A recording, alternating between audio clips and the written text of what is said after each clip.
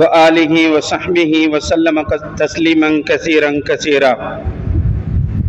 أرسله بالحق بشيرا ونذيرا بين يدي الساعة. من يطع الله ورسوله فقد رشد ومن يعص الله ورسوله فإنه لا يضر إلا نفسه ولا يضر الله شيئا. ما بعد، فقد قال الله سبحانه وتعالى في كلامه اللذيذ بعد أعوذ بالله من الشيطان الرجيم بسم الله الرحمن الرحيم. لن ينال الله لحومها ولا دماؤها ولكن يناله التقوى منكم كذلك سخرها لكم لتكبروا الله على ما هداكم وبشر المحسنين. صدق الله العلي العليم. عن أبي هريرة رضي الله تعالى عنه أن رسول الله صلى الله عليه وسلم قال: من كان له ساعة ولم يضحي فلا يقربن مصلانا. رواه حق سبحانه وتعالى. புகழனைத்து ஸலாத் என்னும் கருணையும் சலாம் என்னும் ஈடேற்றமும் எங்கள் தலைவர் முஹம்மது முஸ்தபா ஸல்லல்லாஹு அலைஹி வஸல்லம் அன்னவர்கள் மீதும் அன்னவர்களின் அடிச்சுவடுகளை பின்பற்றி நடந்த உத்தம சஹாபாக்கள், தாபிஊன்கள், தபஉ தாபிஈன்கள், புனிதமான ஜும்ஆவுடைய கடமையை நிறைவேற்றுவதற்காக வேண்டி அல்லாஹுடைய இல்லமாம் பள்ளி வாயிலிலே இஅ்திகாஃபுடைய நியத்துடன் வீட்டிற்கும் அன்பார்ந்த இஸ்லாமிய சகோதரர்களே, அல்லாஹ் சுப்ஹானஹு தஆலா நம்முடைய வாழ்க்கையில் எவைகளை எல்லாம் எடுத்து நடக்குமாறு ஏவிருக்கின்றானோ அந்த விடயங்களை முற்று முழுதாக நம்முடைய வாழ்க்கையில் எடுத்து நடந்து கொள்ளுமாறும், எவைகளை செய்ய வேண்டாம் என்று தடை செய்திருக்கிறானோ, தடுத்திருக்கின்றானோ அந்த விடயங்களை நம்முடைய வாழ்க்கையை விட்டும் தவிர்த்து கொள்ளுமாறு முதல் எனக்கும் அப்பால் உங்கள் அனைவர்களுக்கும் வசியத் எனும் நற்கட்டளை பிறப்பித்துக் கொள்ளுகிறேன். அன்புக்குரிய இஸ்லாமிய சகோதரர்களே, அல்லாஹ் நமக்கு தந்திருக்கிறான். நம்மில் அநேகமான சகோதரர்கள், சகோதரிகள் இன்று மக்காவிலும் மதீனாவிலும் ஹஜ்ஜுடைய கடமையை நிறைவேற்றுவதற்காக வேண்டி எதிர்பார்த்து கொண்டிருக்கக்கூடிய நிலைமையில் அல்லாஹ் நம்மவர்களை புனிதமான துல்ஹிஜ்ஜா மாதத்தினுடைய ஆரம்ப பகுதியை, ஆரம்ப பத்தை அடையக்கூடிய ஒரு சந்தர்ப்பத்தை அல்லாஹ் நமக்கு தந்திருக்கிறான். அன்புகளில் அல்லாஹ்வுக்கும் மிகவும் விருப்பத்துக்குரியது இந்த துல்ஹிஜ்ஜா மாதத்தினுடைய ஆரம்ப 10 நாட்களில் செய்யக்கூடிய அமல்கள் என்ற கருத்தை அருமை நாயகம் ஸல்லல்லாஹு அலைஹி வஸல்லம் அவர்கள் நமக்கு ஹதீஸ்களின் மூலமாக சொல்லி தந்திருக்கிறார்கள். இந்த ஆரம்ப பகுதியில் நிறைய அமல்கள் இருக்கிறது. நம்முடைய வாழ்க்கையில் செய்வதற்காக வேண்டி நிறைய அமல்களை அல்லாஹ் நமக்கு தந்திருக்கிறான். அதிலே மிக முக்கியமானதுதான் நோக்கப்படக்கூடிய நோன்புகளுக்கு, பிடிக்கப்படக்கூடிய நோன்புகளுக்கு அல்லாஹ்விடத்திலே உயர்தரமான அந்தஸ்து இருக்கிறது, கண்ணியம் இருக்கிறது, கூலிகளும் இருக்கிறது. அதில் மிக முக்கியமானது அரஃபாவுடைய தினம், அதாவது பிறை 9ஆம் நாள் பிடிக்கக்கூடிய நோன்புக்கு அல்லாஹ் அருமை நாயகம் ஸல்லல்லாஹு அலைஹி வஸல்லம் அவர்கள் சொன்னார்கள், அந்த அரஃபாவுடைய தினத்திலே ஒரு மனிதன் நோன்பு நோற்றால் அந்த மனிதனுக்கு கழிந்த ஒரு வருடத்தினுடையதும் எதிர்வரக்கூடிய ஒரு வருடத்தினுடையவும் பாவம் மன்னிக்கப்படும் என்ற கருத்தை நபியுல்லாஹி ஸல்லல்லாஹு அலைஹி வஸல்லம் அவர்கள் ஹதீஸ்கள். அன்புக்குரிய இஸ்லாமிய சகோதரர்களே, இந்த அமல்கள் நம்முடைய வாழ்க்கையில் அன்றாடம் இருக்க வேண்டிய அமல்கள். ஆனால் இந்த நாட்களில் குறிப்பாக அதிகமாக செய்ய வேண்டும் என்பதைத்தான் ஹதீஸ்கள் நமக்கு தெளிவாகவே சொல்லிக் கொண்டிருக்கிறது. அல்லாஹ்வுக்கும் மிக விருப்பமான அமல். விருப்பத்துக்குரியது இந்த நாட்களில் செய்யப்படக்கூடிய அமல்கள். இன்னும் ஒரு அமலை சொல்லும் பொழுது நபியுல்லாஹி ஸல்லல்லாஹு அலைஹி வஸல்லம் அவர்கள் சொன்னார்கள், அதிகமாக சதகாக்கள் கொடுக்க வேண்டும். இந்த நாட்களில் அதிகமாக சதகாக்கள் கொடுக்க வேண்டும். அன்புக்குரிய இஸ்லாமிய சகோதரர்களே, இவ்வாறு நாம் இந்த நாட்களில் செய்யக்கூடிய அமல்களில் பிறை 9 நோன்பு நோட்க வேண்டும். அரஃபாவுடைய தினம், சென்ற இந்த பெருநாளுடைய தினத்தில் நாம் செய்யக்கூடிய அமல்களில் அல்லாஹ்வுக்கு மிக விருப்பத்துக்குரிய ஒரு அமல் உதுஹியாவுடைய அமல். அன்புக்குரிய இஸ்லாமிய சகோதரர்களே, உதுஹியா என்பது அது ஒரு பெரிய பாடம். இந்த குறுகிய நேரத்துக்குள்ள அதில் இருக்கக்கூடிய எல்லா விஷயங்களையும் சொல்லி முடிப்பது என்பது சாத்தியமான விஷயம் அல்ல. நாம் தயாராகுவதற்கு முன்னால் இருந்து அந்த அமலை நிறைவேற்றும் வரை, நிறைவேற்றி முடிக்கும் வரை சொல்லப்பட்ட விஷயங்கள் என்னுடைய வாழ்க்கையில் இருக்கிறதா, இதனை பேணியா என்னுடைய எல்லா செயல்பாடுகளையும் நான் அமைத்திருக்கிறேன் என்பதை கொஞ்சம் யோசிச்சு பார்ப்போம் என்றால் அந்த அமலை சரியான முறையில் நமக்கு நிறைவேற்றுவதற்கு முடியும். உதுஹியா குர்பாத்து வரக்கூடிய 3 தினங்கள் ஐயாமுத் தஷ்ரீக் என்று சொல்றது. ஹஜ் பெருநாளுடைய தினம் பிறை 10, அதனை அடுத்து வரக்கூடிய பிறை 11, பிறை 12, பிறை 13, இந்த 4 நாட்களும், இந்த 4 நாட்களிலும் ஒரு மனிதனுக்கு அல்லாஹ்வுடைய பொருத்தத்தை நாடி, அல்லாஹ்வுடைய அன்பை நாடி செய்யப்படக்கூடிய, அறுக்கப்படக்கூடிய பெருநாளுடைய தினம், அதனை அடுத்து வரக்கூடிய 3 நாட்களில் அல்லாஹ்வுடைய பொருத்தத்தை நாடி அறுக்கப்படக்கூடிய பிராணிகளுக்கு உதுஹியா என்று சொல்லப்படும். இதற்கு நிறைய சிறப்புகள் இருக்கிறது. அருமைநாயகம் ஸல்லல்லாஹு அலைஹி வஸல்லம் அவர்கள் சொன்னதாக ஹஜ்ரத் ஆயிஷா ரலியல்லாஹு தஆலா அன்ஹா அவர்கள் அறிவிக்கக்கூடிய ஒரு ஹதீஸ், மா அமில ஆதமியும் மின் அமலி யௌமின் நஹர், பெருநாளுடைய தினம் மனிதன் செய்யக்கூடிய அமல்களில் அஹப்ப இலல்லாஹி மின் இஹ்ராகித் தம், மிகவும் அல்லாஹ்வுக்கு விருப்பமானது இரத்தம் ஓட்டுவது என்ற கருத்தை அருமைநாயகம் ஸல்லல்லாஹு அலைஹி வஸல்லம் சொன்னார்கள். பெருநாளுடைய தினம் நான் செய்யக்கூடிய அமல்களில் அல்லாஹ்வுக்கு மிக விருப்பமானது இரத்தம் ஓட்டுவது, குர்பானி கொடுப்பது. வ இன்னஹு யஅதி யௌமல் கியாமா, அது கியாமத் ஸல்லல்லாஹு அலைஹி வஸல்லம் சொன்னார்கள்.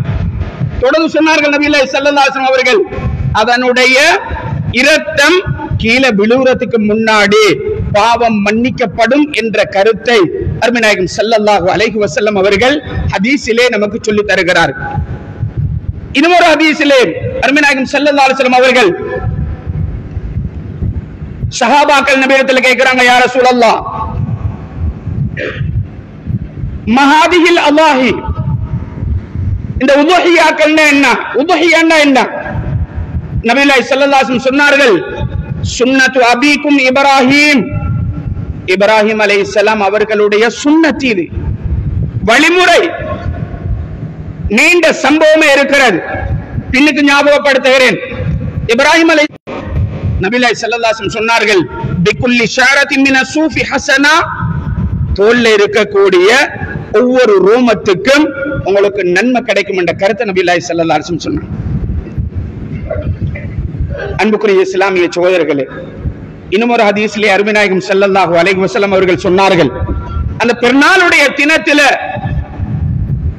நம்முடைய சொத்தில் இருந்து, செல்வத்தில் இருந்து செலவழிக்கப்படக்கூடியதில் அல்லாஹ்வுக்கு மிக விருப்பத்துக்குரியது உதுஹியாவுடைய, குர்பானியுடைய அமல் என்ற கருத்து நபியுல்லாஹி ஸல்லல்லாஹு அலைஹி வஸல்லம் சொன்னார். இருக்கிறார்களோ உதுஹியா கொடுப்பதற்கு சக்தி பெற்று, உதுஹியா கொடுக்கிறதுக்கு சக்தி பெற்று, வலம் யுலஹி, உதுஹியா கொடுக்கலண்டா ஃபலா யஹ்துர் முஸல்லானா, வார்த்தைகள் வித்தியாசத்தோட வருகிறது. ஃபலா யக்ரபன் முஸல்லானா, அவர் எங்கட தொழுகிற இடத்துக்கு வரவேனாம். உதுஹியா கொடுக்கிறதுக்கு சக்தி பெற்று அவர் உதுஹியா கொடுக்காமல் பெருநாளுடைய அன்பார்ந்த இஸ்லாமிய சகோதரர்களே, இது நல்ல நியத்துடன் உள தூய்மையுடன் இந்த அமல் நிறைவேற்றப்படும். ஏன் இந்த அமலை நிறைவேற்றணும்? உதுஹியாவுடைய அமல எதற்கு நிறைவேற்றது? காரணம் என்ன? அன்பார்ந்த இஸ்லாமிய சகோதரர்களே, இது ஹஜரத் இப்ராஹிம் அலைஹிஸ்ஸலாம் மற்றும் அவங்களுடைய மகன் இஸ்மாயில் அலைஹிஸ்ஸலாம், சுன்னத்து அபீக்கும் இப்ராஹிம், இப்ராஹிம் அலைஹிஸ்ஸலாம் அவர்களுடைய சுன்னத் தெளிவாகவே குர்ஆன் சொல்லிக் கொண்டிருக்கிறது. ஹஜரத் இப்ராஹிம் அலைஹிஸ்ஸலாம் அவர்கள் தன்னுடைய மகனிடத்தில் சொல்லுகிறார்கள், யா புனைய, நான் கனவுல கண்டேன், அன்னி அஸ்பஹுக, உங்களை நான் அறுக்கிற மாதிரி கனவுல கண்டேன், என்ன செய்ய? மகன் சொல்லுகிறார், ஹஜரத் இஸ்மாயில் அலைஹிஸ்ஸலாம் தன்னுடைய தந்தை இப்ராஹிம் அலைஹிஸ்ஸலாம் அவர்களை பார்த்து சொல்லுகிறார்கள், ஃபந்துர் மாதா தரா, ஏவப்பட்டிருக்கிற மாதிரி வஹி வந்திருக்கிற மாதிரி அந்த அமல செய்யுங்க கருத்தை மகன் சொல்றார். சதஜிதுனி இன்ஷா அல்லாஹ் மினஸ் சாபிரீன், பாப்பாவே நீங்க என்ன பொறுமையாளர்களுடைய லிஸ்ட்ல, பொறுமையாளர்களுடைய வரிசையில என்ன பெற்றுக்கொள்வீர்கள் என்ற கருத்தை இல்ல. இந்த பிள்ளைய அறுக்க சொல்லி அல்லாஹ் சொன்னால் அதுக்கு மாற்று கருத்து சொல்றதுக்கு இயலாது. அவர்களுடைய தியாகம் எவ்வளவு பொறுமதியாக இருக்கு. வயோதிப காலத்துல கிடைச்ச பிள்ளை, அதையும் அல்லாஹ் அறுக்க சொல்லிட்டான். இந்த தியாகத்தை பறைசாட்டுவதுதான் இந்த உதுஹியாவுடைய. அது மாத்திரமல்ல, இன்னும் அதுக்குள்ள விஷயம் சொல்லுகிறது. மகனிடத்துல போயிட்டு இந்த விஷயத்தை சொன்னதும், வாப்பா சொல்லப்பட்ட மாதிரி உங்களோட அந்த விஷயத்தை செய்யுங்க. மாமான்னு கேட்டா ஒரே வார்த்தையில, வாப்பா உங்களுக்கு பைத்தியமா? ஏதாவது ஒரு சின்ன விஷயத்தை சொன்னாலும் சரி, இன்னைக்கு ஏற்றுக்கொள்ற லெவல்ல எங்களோட பிள்ளைகள் இருக்குதா? அப்ப பிள்ளைகளுடைய வளர்ப்பு எப்படி இருக்கிறது? ஹஜரத் இப்ராஹிம் அலைஹிஸ்ஸலாம் தன்னுடைய மகனை அழகாக வளர்த்திருக்கிறார்கள். அல்லாஹ்வுடைய கட்டளையை சரியான முறையில் நிறைவேற்றி வளர்த்திருக்கிறார்கள். சொன்னதும் ஏற்றுக்கொள்ளுகிறார்கள். எங்களுடைய பிள்ளைகள் எல்லாத்தை விடவும் அல்லாஹ்வுடைய கட்டளை தான் மிக முக்கியம் என்ற விஷயம் இந்த சம்பவத்தின் மூலமாக நமக்கு தெளிவாகவே சொல்லுகிறது. அல்லாஹ்வுடைய கட்டளையை நிறைவேற்றுவதற்கு பிள்ளையை விடவும் பெரிய சொத்து என்ன இருக்குது நம்ம கிட்ட? அதையே அல்லாஹ் அறுக்க சொல்லி இருந்தான்டா அறுக்கிறதுக்கு தயாராகினார்கள் என்றால் ஹஜரத் இப்ராஹிம் அலைஹிஸ்ஸலாம் அவர்கள் எவ்வளவு பெரிய தியாகம்! இந்த தியாகத்தை பறைசாட்டுவதுதான் இந்த உதுஹியாவினுடைய மிக முக்கியமான நோக்கம். கிடைக்கும் நன்மைகள் கிடைக்கும். பெருநாளுடைய தினத்தில் ஏழைகள் சந்தோஷமாக இருப்பார்கள். உதுஹியாவை அறுத்து, குர்பானி அறுத்து மாமிசங்களை அவர்களுக்கு கொடுத்தோம் என்றால் அவர்கள் அதனை சாப்பிட்டு சந்தோஷப்படுவார்கள்.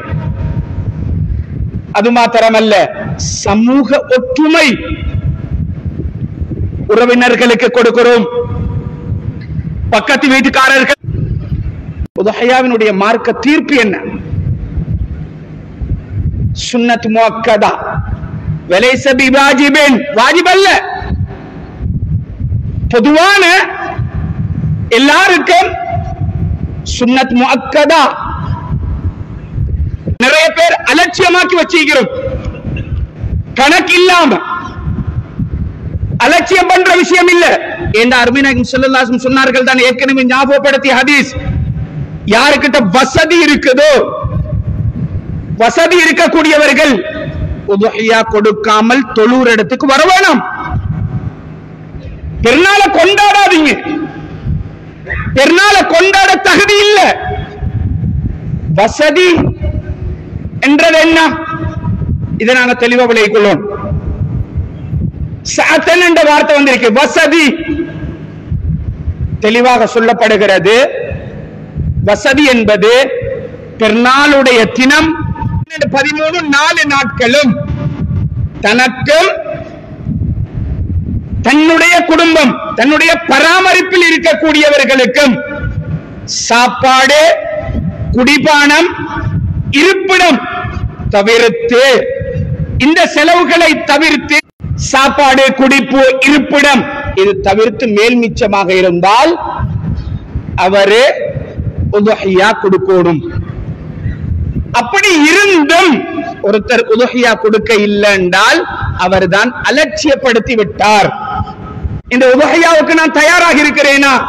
இந்த நிலைமையிலேயா என்னுடைய வாழ்க்கை இருக்கிறது? உதுஹியா கொடுக்கிறதுக்கு தகுதி உடையவர்கள் பருவ வயது அடந்தி கூடும், புத்தி சுயாதீனமாக இருக்கணும். ஒவ்வொரு முஸ்லிமுக்கும் புத்தி சுயாதீனமான பருவ வயதை அடைந்த ஒவ்வொரு முஸ்லிமுக்கும் உதுஹியா கொடுக்கிறது இபாதத், வணக்கம். நான் முன்னால சொன்ன காரணம், தகுதியுடையவர்கள் அன்பு வருஷம் கொடுக்கிற அந்த வசதி அமைப்புல இல்ல, அதை உடையலா கொடுத்துதான் ஆகணும்.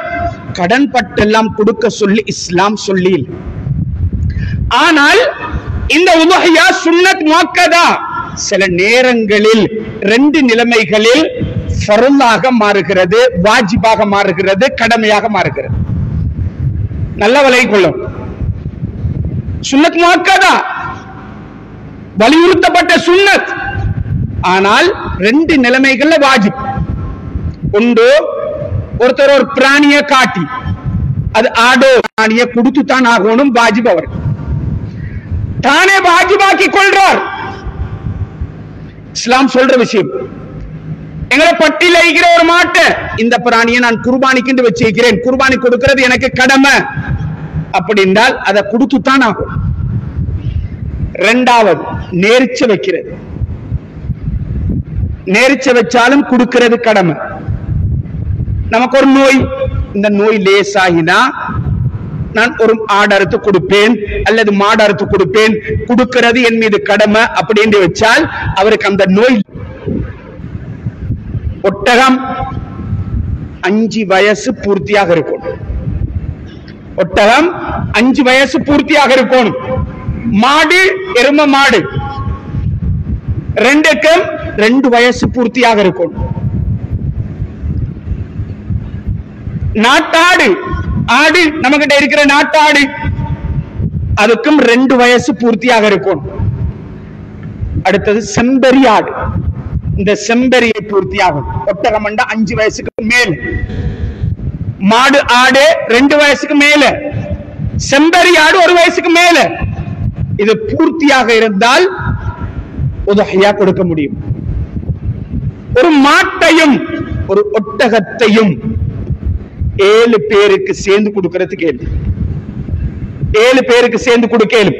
ஹஜ்ரத் ரசூல் ஸல்லல்லாஹு அலைஹி வஸல்லம் அவர்கள், ஜாபிர் ரலியல்லாஹு தஆலா அன்ஹு அவர்கள் சொல்லுகிறார்கள், நஹரனா ரசூலுல்லாஹி ஸல்லல்லாஹு அலைஹி வஸல்லம் ஆமல் ஹுதைபியா, ஹுதைபியாவுடைய நேரத்துல ஒரு ஒட்டகத்தை ஒரு மாட்டை 7 பேர் மிச்சம் ஜாஸ்தி, விலைகள் கூட, தனியா கொடுக்கிறதுக்கு 7 பேர் சேர்ந்து ஒன்றை கொடுக்கலும். 7 தான், 7க்கு விடவும் கூட கூடாது, 7 விட குறைந்ததுக்கு பிரச்சனை இல்லை. இன்னைக்கு எங்கள்கிட்ட ஒரு பழக்கம் ஒன்று இருக்குது, அதுவும் அந்த குறைஞ்ச அளவு ஒற்றப்படதான் வரணும், அப்படி ஒன்று இல்லை இஸ்லாத்துல. 7000 ரூபாய் அந்த விலை இல்ல. சும்மா உதாரணத்துக்கு ஒருத்தர் பங்கு 1000 ரூபாய் கட்டாயம் போட்டுத்தான் ஆகும், அப்பதான் அது உதுஹியாவாக சேரும். 1000 ரூபாய் போடணும். 3 பேர் சேர்ந்து கொடுக்கிற, ஒருத்தர் 1000 ரூபாய் போட்டிக்கிறார், இன்னொருத்தர் 2000 ரூபாய் போட்டிக்கிறார், இன்னொருத்தர் 3000 ரூபாய் போட்டிக்கிறார், பிரச்சனை இல்ல. 3 பேர் சேர்ந்தாலும் யாருடைய பங்கும் 1000வது ஒட்டகம் கொடுக்கணும், விருப்பமானது. 2வது மாடு, 3வது ஆடு, தனிய கொடுக்கிறது. 7வது பட்சத்தில தான் 7 பேர் சேர்ந்து கொடுக்கிறது. இதுதான் ஓர்டர் தர்த்தீப். இந்த முறையில உதஹியாவினுடைய பிராணிகளை நாம் தெரிவு செய்து கொள்ள வேண்டும். பிராணிகளை தகுதியுடைய பிராணிகளாக இருக்கணும். இதுல நிறைய விஷயம் இருக்குது. ஒன்றொன்னா சொல்றது கேளா, நேரம் போதாது. சுருக்கம், மாமிசம் குறையில்லாமல் நல்ல இறைச்சி கோணும், நோய் நம்பலம் இல்லாமல். ஏன்னா அந்த பிராணிய மற்றவங்களுக்கு கொடுக்கிறோம் சாப்பிட, நோய் உள்ள பிராணிய கொடுத்து கேட்கறது இல்ல. இப்படியான நிறைய சொறி நோய்கள் இருக்குது. இப்படியான மிருக வைத்தியர்களை அம்முட்டு கேட்டா தெளிவா நிறைய விஷயத்தை சொல்லுவார்கள். இது குர்பானுக்கு சூட்டபிள் இல்ல, குர்பானிக்கு கொடுக்கிறதுக்கு இயலாது. வாய்ப்புண்கள், இது மாதிரி நிறைய நோய்கள்.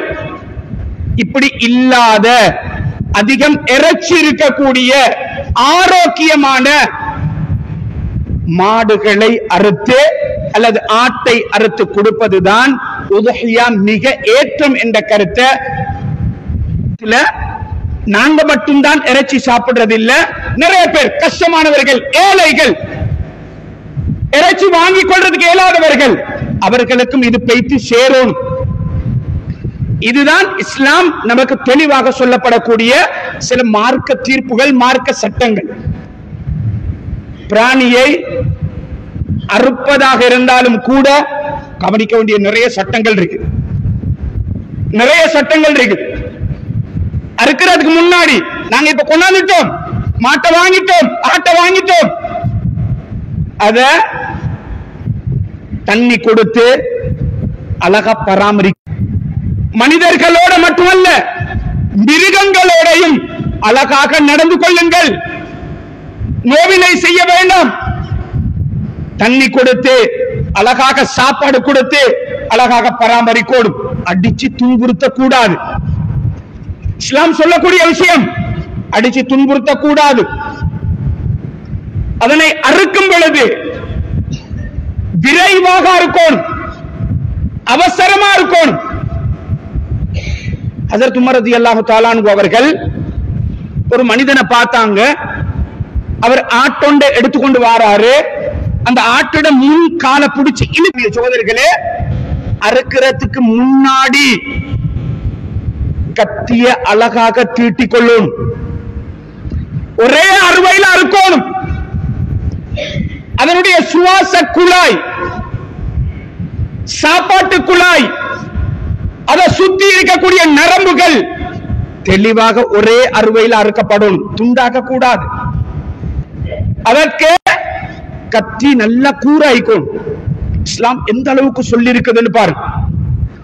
ஒரு மிருகத்துக்கு முன்னாடி இன்னொரு மிருகத்தை அறுக்க கூடாது. மிருகத்தை வச்சிட்டு கத்திய தீட்டவும் கூடாது. ஹஜ்ரத் ரசூல் ஸல்லல்லாஹு அலைஹி வஸல்லம் அவர்கள் பார்த்தார்கள், ஒரு மனிதன் ஒரு காலால மிருகத்தை இந்த சரியான முறையில் அறுக்கப்பட இல்லை என்றால் அதை சாப்பிடுறதும் ஹராம், உதுஹியாவாகவும் ஏற்றுக்கொள்ளப்படாது. ஹஜ்ரத் ரசூல் ஸல்லல்லாஹு அலைஹி வஸல்லம் சொன்னார்கள், இன்னல்லாஹ கதபல் இஹ்சான், அல்லாஹ் உபகாரம் செய்யறத கடமையாக்கி வச்சிருக்கான் எங்களுக்கு. அலா குல்லி ஷைஇன், எல்லாத்திலையும், மனிதர்கள்ல மட்டுமல்ல, மிருகம் எல்லா வஸ்துலையும் உபகாரம் செய்வோனும், அன்பாக இரக்கமாக நல்ல நடந்து கொள்ளணும்.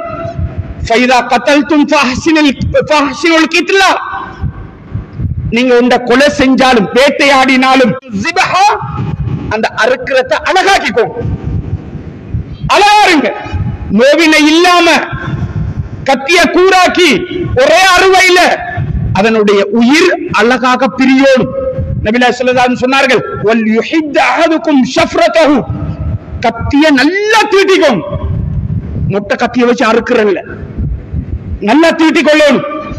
வல் யுரஹ் ஸபீஹதஹு, அதனுடைய ரூஹ் அழகாக பிரியிற அளவுக்கு அவசரமா அறுத்து விட்டுருங்க. அன்பார்ந்த இஸ்லாமிய சகோதரர்களே, ஞாபகப்படுத்தி படணும். கழுத்துல கத்தியால குத்துறாங்க, முறப்புல கூடாது, அநியாயம். சில நேரம் அந்த இறைச்ச சாப்பிடுறதும் கூடாது, செத்து போய்த்துருவது. அதுக்கு முன்னாடி கவனிச்சு கொள்ளணும். உயிரோட இருக்குதா, இந்த அறுவையாலேயாவது செத்து இருக்குது அல்லது வேற ஏதாவது விதத்தால செத்து இருக்குதா? அன்பார்ந்த இஸ்லாமிய சோர்களே, ஏண்டா இஸ்லாம் தெளிவாகவே எல்லா விஷயத்தையும் நமக்கு அழகாக சொல்லி தந்திருக்கு.